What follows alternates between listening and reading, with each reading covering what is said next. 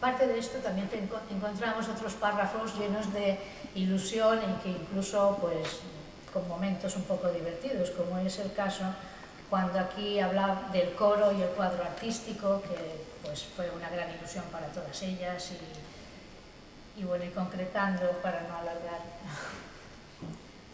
decía: en nuestra población reclusa había de todo lo bueno y lo mejor. Doctoras en medicina, doctoras en letras, maestras, profesoras, oficinistas, costureras, sastres, modistas, bordadoras, campesinas, artistas naturales. Y digo naturales, porque había una de ellas que, sin haberle enseñado a nadie, pintaba que era de ensueño. Poetisas, voces de verdaderas artistas, y también naturales. Se ha cantado Madame Butterfly, el dúo del manojo de rosas, y tantas cosas buenas. En una ocasión hizo su aparición Pilar Primo de Rivera. Creyó que nos iba a deslumbrar con una poesía que vino a obsequiarnos con motivo de la festividad de la Merced. Al terminar de recitar, quedó un silencio sepulcral. Ni respiramos. Se retiró y salió una compañera nuestra y recitó, sin pasión de ninguna clase, como los propios ángeles, magistral. Al terminar, nos volvimos locas aplaudiendo. Fue una buena lección. La fiesta era nuestra, no de ella. Nunca más volvió. En otra ocasión, también de la Falange, vino un escogido coro para cantar en la capilla. Como lo supimos que iba a venir, también nos preparamos. La primera parte cantaron ellas, lo hicieron muy bien.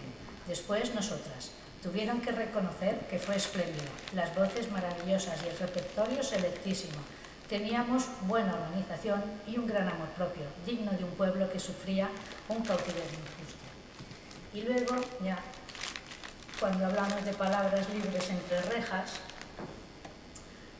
mi madre habla del libre pensamiento, dice: en verdad que hay algo que nada ni nadie puede evitar, y es el libre pensamiento.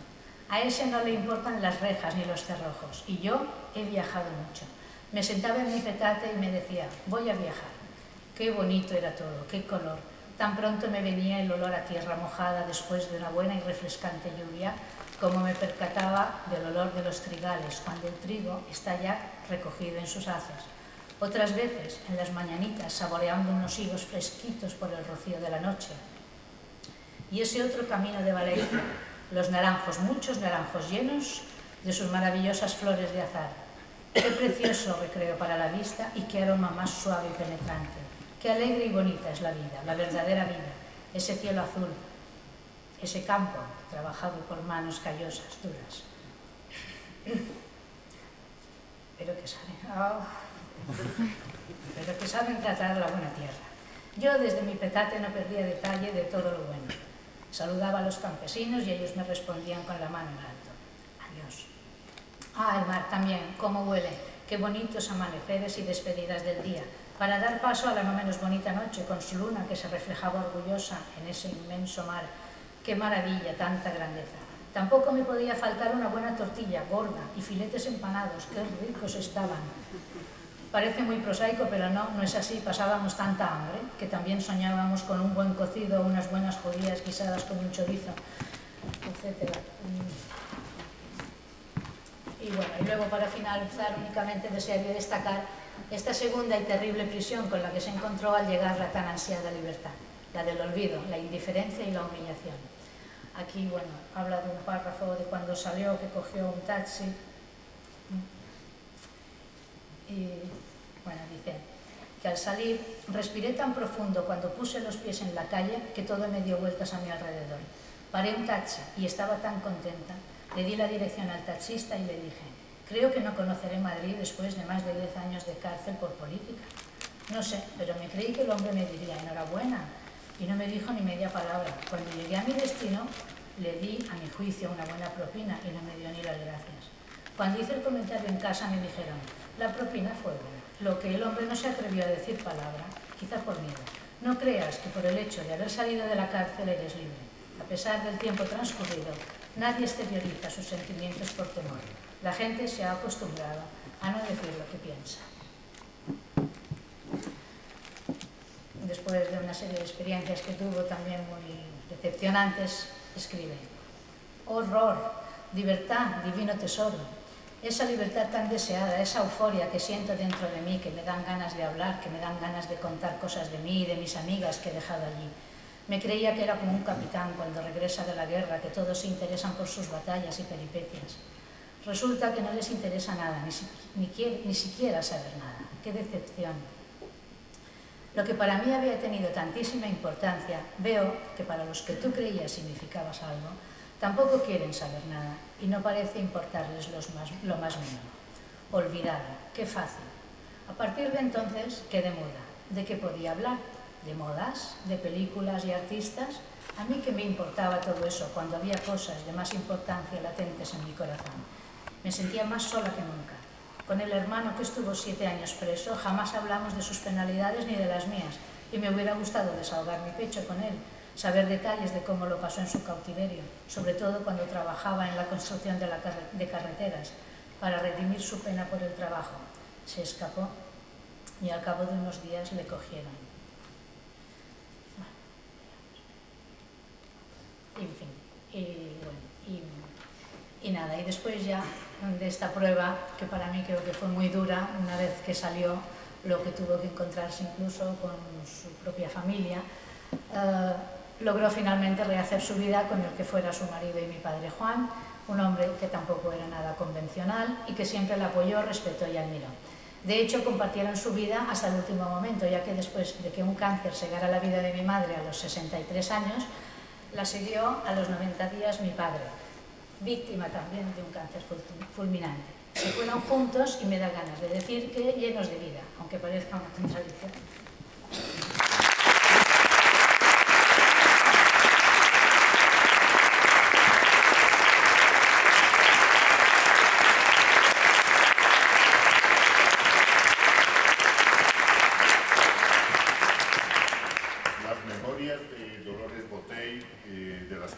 Nos ha hablado su hija Catalina, como las memorias de Marcos Sana y su libro de poemas de la prisión y la vida, están disponibles para ser adquiridos al final del acto.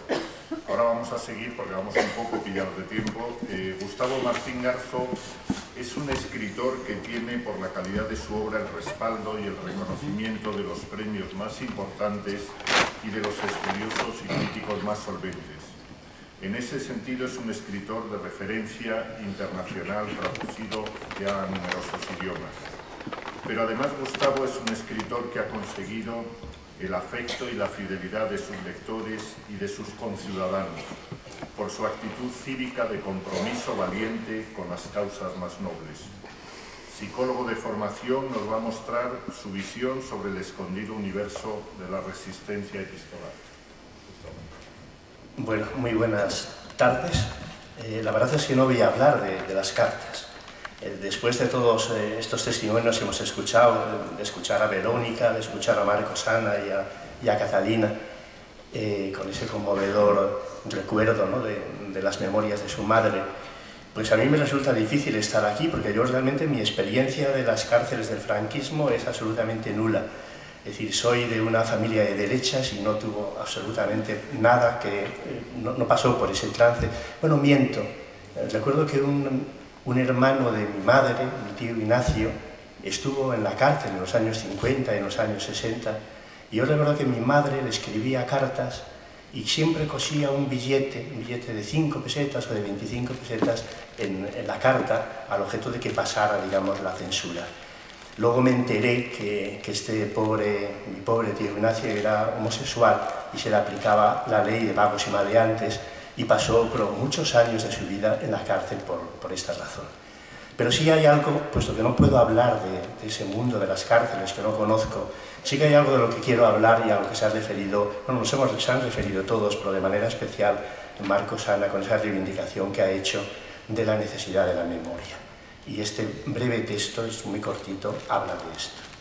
Hace unos años leí en un periódico las declaraciones de un escritor que admiro, diciendo que seguir hablando de Franco era como hacerlo de Carlos III, y más nos valía dejar atrás una vez ese tiempo, el que se refería a la guerra civil, a la terrible represión que la siguió y a la diáspora de tantos españoles por el mundo. Más o menos por entonces alguien me preguntó la razón de que en mis novelas aparecieran con frecuencia episodios de la guerra civil. ¿Cómo era posible si yo no la había conocido? No le faltaba razón, Pues durante este triste periodo de nuestra historia yo aún dormitaba en el limbo de los no nacidos. Y sin embargo, la Guerra Civil Española forma parte de mi vida porque mi padre había combatido en el bando nacional y eran frecuentes sus relatos acerca del frente y del periodo de revueltas que precedió al golpe de Estado. Han pasado los años y nadie puede dudar hoy que Franco fue un hombre implacable y frío y que en los años posteriores a la guerra se orquestó en nuestro país una de las represiones más brutales, sistemáticas y arbitrarias de la historia reciente de Occidente. Una represión que solo buscaba la venganza y el exterminio sistemáticos de los adversarios políticos. Los hijos de la generación que hizo esa guerra crecimos en la ignorancia de todo esto, obedeciendo sin pestañear las consignas del Frente de Juventudes, oliendo el incienso de las iglesias, asistiendo a interminables y enfáticos desfiles de la victoria y viendo una y otra vez en el nodo aquel hombrecillo enérgico y antipático que no cesaba de inaugurar pantanos y al que los obispos conducían bajo palio al interior de las catedrales. Puede que no participáramos directamente en la guerra, pero es obvio que sus consecuencias marcaron nuestra infancia y nuestra juventud. Hay esperanza, escribió Kafka, pero no para nosotros. Los testimonios que hemos podido escuchar estos días en el juicio contra el juez Baltasar Garzón, hablan de esa generación sin esperanzas que fue la generación de los que hicieron la guerra. Conmueve la precisión con que los ancianos llamados a declarar en ese juicio han evocado estos días lo que sucedió en ese tiempo. Una anciana, por ejemplo, ha contado cómo observaba entre los árboles a la luz de la luna fusilar a personas inocentes junto a su casa y cómo se llevaban los cuerpos en carretillas. Nunca pudo olvidar a uno de esos muertos, un chico muy joven que llevaba un pantalón blanco que brillaba en la noche. Otra anciana aún recuerda cómo siendo una niña mataron a varios vecinos del pueblo y cómo cuando soltaron a su padre, al que perdonaron la vida, éste la tomó en sus brazos y la tuvo sujeta contra el pecho varias horas, como si temiera que por soltarla un instante la fuera a perder para siempre. Son relatos que guardan la memoria de un tiempo terrible, pero también de pequeños heroísmos y secretas fidelidades. Casi todos están contados desde los ojos de los niños que lo vivieron. ¿Y qué vemos a través de esos ojos? Un país arrasado por la guerra, en que lo más atroz era posible: la delación, el pillaje, los fusilamientos al amanecer, la petulancia de tantos, el señoritismo, los abusos indescriptibles, pero también las huidas por el monte, jóvenes esposas que soñaban con el regreso de sus maridos, padres que se ocultaban la cara con las manos al encontrarse con sus hijos para que éstos no vieran que los habían torturado. La historia, por ejemplo, de un niño que creció viendo al asesino de su padre pasearse por el pueblo con su reloj en la muñeca sin poder decir nada. Y la historia de una niña que cuando preguntaba por su padre todos le contestaban que lo dejara estar. La llamaban la hija del ojalatero que tiraron a los pozos y con 90 años aún sigue recordando a las mujeres llevando a escondidas flores a los pozos, pues no sabían dónde estaban sus familiares muertos. Son historias que nos hablan de la barbarie de un tiempo donde dos guapas hermanas podían ser violadas y asesinadas por haber bordado una bandera republicana, o en que podía fusilarse a un humilde pastor por haber dado de comer patatas, huevos fritos y pan a unos maquis que andaban por el monte. Un mundo de horrores e imprevistas delicadezas. Historias del silencio. Podría titularse un libro que reuniera los relatos de ese mundo. Mi generación creció en un país lleno de proclamas oficiales, sermones rancios y soporíficos desfiles militares, pero también y sobre todo de dolorosos silencios. Escuchar los testimonios de estos ancianos es escuchar esa parte de nuestra historia que nunca se pudo contar y que todavía hoy algunos se empeñan en seguir silenciando. Cuenta Ricardo Piglia que durante la dictadura argentina circuló por Buenos Aires la historia de que trenes llenos de féretros vacíos cruzaban la estación a altas horas de la noche. Alguien aseguró haber visto uno de esos trenes de la muerte y su relato pasó de boca en boca hasta extenderse por todo el país. Ha pasado el tiempo y la historia de esos féretros pasó a ser la historia de todos los desaparecidos durante la dictadura militar. También nosotros hemos escuchado estos días el sonido de ese tren de la muerte, aunque una parte de nuestros jueces y de nuestra derecha se empeñe en negarlo. En los vagones de ese tren no solo se guarda la historia de todos los que fueron vilmente asesinados y aún yacen enterrados en montes y cunetas, sino también la de aquellas que llevaban flores a los pozos y de todos los que tantos años después lo siguen haciendo en su nombre gracias a su memoria. Tal es el poder amoroso de la memoria. Por debajo de las ficciones de los poderosos siempre están los relatos del sufrimiento de las víctimas. Quien se niega a escucharlos se condena a sí mismo, ya que ser hombre es aprender a escuchar la historia del dolor ajeno. Donde hay dolor, el suelo es sagrado, escribió Oscar Wilde en De Profundis. Es la revancha de todos los que fueron privados de la palabra. Antes o después, los relatos de su silencio terminan por ser más persuasivos que las sonoras lecciones de los victoriosos. Muchas gracias.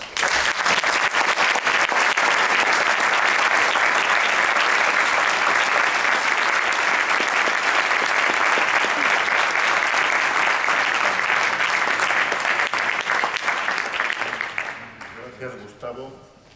Ahora Ruth Rivera y Yolanda Izar van a poner voz a una breve antología de escritos desde la cárcel. Ruth Rivera es actriz y directora escénica y compagina esta actividad con su labor de investigadora en la universidad. Ha ganado premios de prestigio como el Más Revelación de 2007 por La Barraca de Colón y participa en la producción que se estrenará este mismo fin de semana en Burgos, Vida de Timón de Shakespeare. Yolanda Izar es poeta, novelista y escritora plural. Cursó estudios de Filología Hispánica y el doctorado en Bellas Artes. Ha recibido premios de novela, el Carolina Coronado y el Cáceres, y también ha publicado 3 libros de poemas. Además, escribe crítica literaria y colabora en actividades creativas y culturales. Buenas tardes. Debo confesar que nunca nos habíamos enfrentado, ni tú ni yo, a textos como estas cartas que vamos a leer.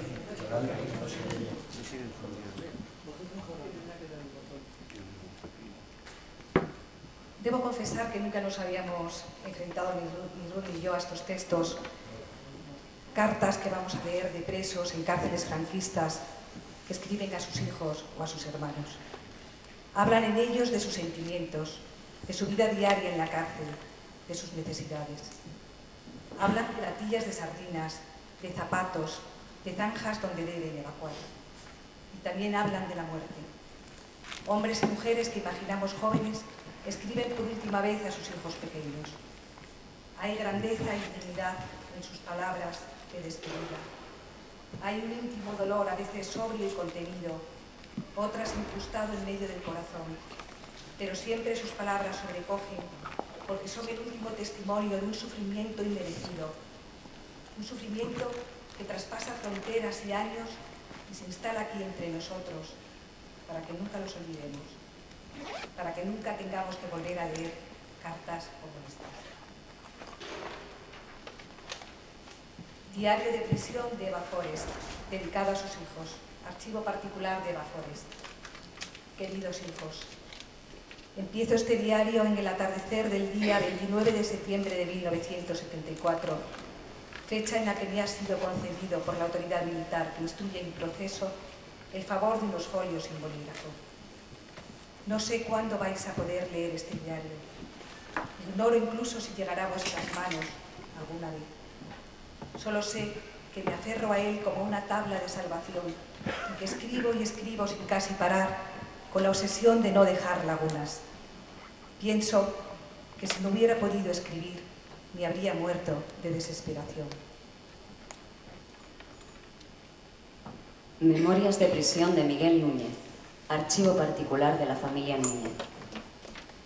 En la quinta galería teníamos un aparato de radio, con el que oíamos todos los días, a la hora adecuada, entre el rancho y el toque de silencio, Radio París, Radio España Independiente, la BBC de Londres y otras. El escondite era muy ingenioso.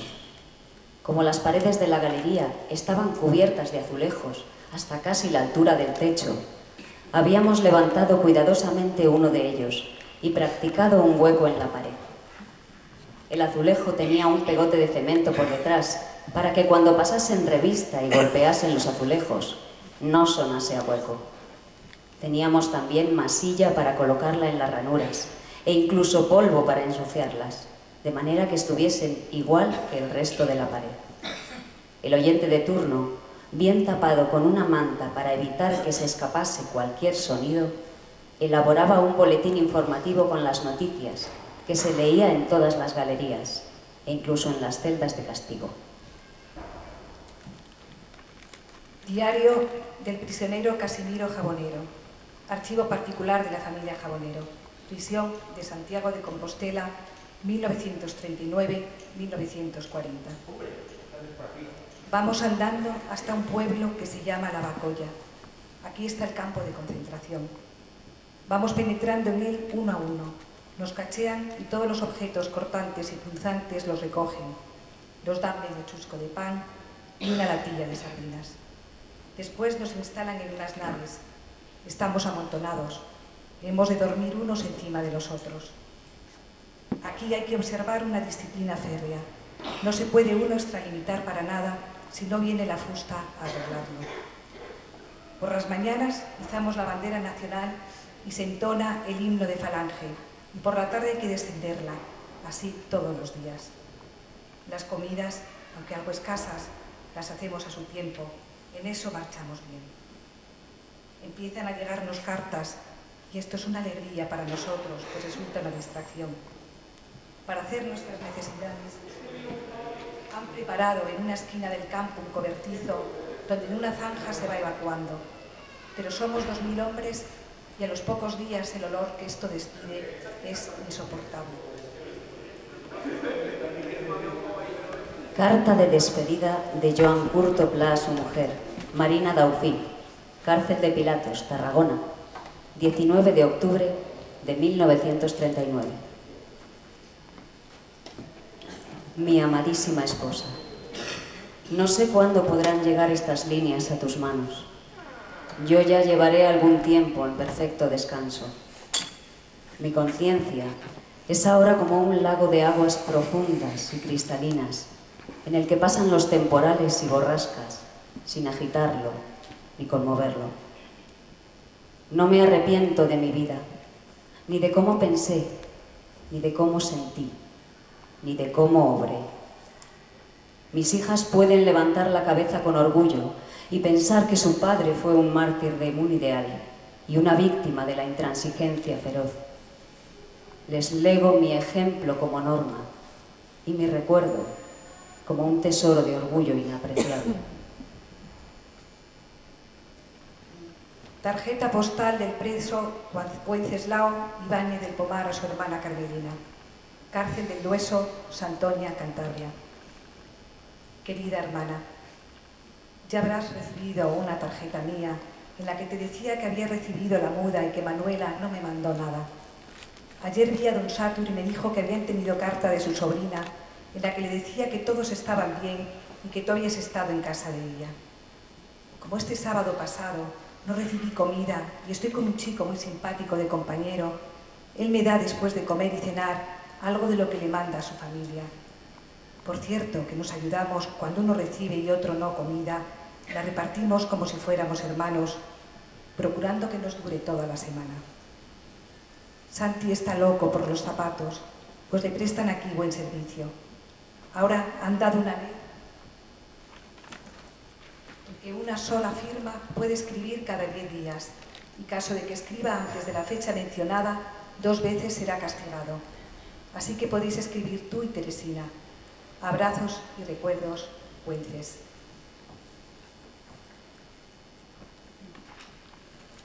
Carta de despedida de Narciso Gil a su hija Olga. Cárcel Modelo de Oviedo, abril de 1938. Para Olga, cuando conozca las cosas. Querida hijita, tu papá te pide que quieras mucho a mamá, a tu hermanito y a los abuelos y tíos. Respétalos a todos y sigue sus consejos. Mamá te dirá por qué yo no puedo encontrarme entre vosotros. Que no te engañen los que hoy matan a tu padre, queriendo haceros ver que si nos mataron fue por los crímenes que cometimos. Los crímenes han sido cometidos por ellos. Te advierto esto, por si el fascismo fuera el que venciera en la lucha que hoy está entablada. No creo que esto suceda. Pero si la maldad pudiera más que la razón, te pido desde la celda en la que me encuentro condenado a muerte hace ya 38 días, que no ayudes en nada a esa organización de ladrones y asesinos. Tu madre te contará las atrocidades que han cometido, por mucho que ellos te digan, y fotografías que te enseñen. Deben tener más verdad para ti los hechos que tus padres te dicen. Lo mismo tú que Narcisín estáis sin bautizar, pues no he querido bautizaros porque no creo en las pamplinas de la religión, pues si siguieran la doctrina que predican, no consentirían en que en el mundo ocurrieran las cosas que pasan. Pero si vosotros os queréis bautizar, podéis hacerlo.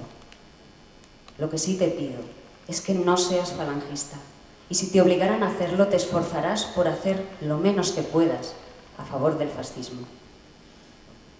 No te fíes mucho de las promesas que los hombres puedan hacerte cuando ya seas mujer, pues para hacerte una desgraciada basta un momento, y date cuenta que después del mal hecho no hay remedio. Aconséjate de tu mamá y no la desobedezcas. Si te toca vivir en régimen republicano, que es lo que espero, trabaja porque las injusticias no se opongan a la razón. Bueno, Olguita, quiere mucho a los abuelitos y tíos, a tu hermano, y no disgustes nunca a mamá. Esto es lo que te pide tu padre a las puertas de la muerte. Te ves a tu papá.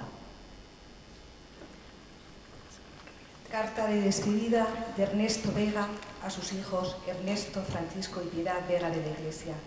Sin lugar, 15 de noviembre de 1939. Queridísimos hijos, Piedad, Ernestito y Paquito. Vosotros, que hasta ahora habéis vivido en un mundo lleno de rosas, que habéis sido felices con mamá y conmigo, no podéis comprender hoy por qué muero yo. Cuando seáis mayores, cuando la vida os haga comprender sus misterios y su dureza, cuando sepáis cómo son los hombres, entonces sabréis que vuestro padre fue bueno toda la vida y que no solo no hizo mal a nadie, sino que sacrificó su porvenir y su vida por una vida mejor. No tengo nada de que arrepentirme. Al contrario, muero con la conciencia limpia y tranquila, sereno. No os dejo un mal recuerdo, sino esa amargura de dejaros en mí. Vivid orgulloso de vuestro padre, que siempre, siempre fue digno, honrado y leal. Vivid con la conciencia tranquila, el espíritu sereno, con la misma dignidad con que siempre vivió vuestro padre, que es una cosa con la que muero. Carta de despedida de Blanca Brisac a su hijo, Enrique García Brisac. Cárcel de Ventas, Madrid, 5 de agosto de 1939. Querido, muy querido hijo de mi alma, en estos últimos momentos tu madre piensa en ti, solamente en el niñito de mi corazón que es un hombre, un hombrecito, y sabrá ser todo lo dignos que fueron sus padres. Perdóname, hijo mío, si alguna vez he obrado mal contigo. Olvídalo, hijo, no me recuerdes así, ya sabes que bien pesarosa estoy. Voy a morir con la cabeza muy alta, solo por ser buena. Tú mejor que nadie lo sabes, Quique mío. Solo te pido que seas muy bueno siempre, que quieras a todos, que no guardes nunca rencor a los que dieron la muerte a tus padres. No, eso nunca. Las personas buenas no guardan rencor. Y tú tienes que ser un hombre bueno, trabajador. Sigue el ejemplo de tu papachín. ¿Verdad, hijo, que en mi última hora me lo prometes? Quédate con mi adorada Cuca y sé siempre para ella y mis hermanas un hijo. El día de mañana, vela por ellas cuando sean viejitas. Hazte el deber de velar por ellas cuando seas un hombre. No te digo más. Tu padre y yo vamos a la muerte orgullosos. No sé si tu padre habrá confesado y comulgado, pues no le veré hasta mi presencia ante el piquete. Enrique, no se te olvide nunca el recuerdo de tus padres. que te hagan hacer la comunión, pero bien preparado, tan bien cimentada la religión como me la enseñaron a mí. Te seguiría escribiendo hasta el mismo momento, pero tengo que despedirme de todos. Hijo, hijo hasta la eternidad. Recibe después de una infinidad de besos el beso eterno de tu madre, Blanca.